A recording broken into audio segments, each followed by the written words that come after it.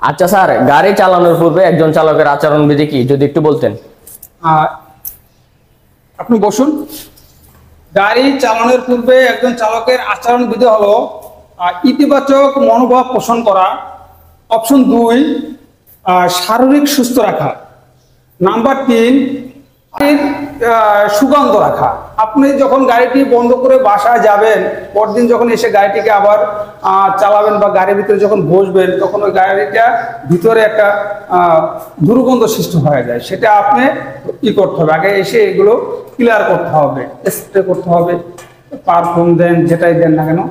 দ্বিতীয়ত হলো আপনার পরিষ্কার পরিচ্ছন্ন পোশাক পরিধান করা এবং হাসি খুশি মনোভাব থাকা, এবং গাড়ির বিভিন্ন যেটা প্রিটিপ ইন্সপেকশন যাত্রার পূর্বে যেটা করণীয় সেই কাজগুলো আপনি করে সম্পূর্ণ কার্যকারিতা ঠিক আছে কিনা চেক করে নেবেন। তারপর গাড়ির কাগজ, লাইসেন্স, ড্রাইভিং লাইসেন্স সহকারে আপনার সাথে আছে কিনা সেই বিষয়গুলো আপনার যাচাই করা, এই কাজগুলো করতে হবে।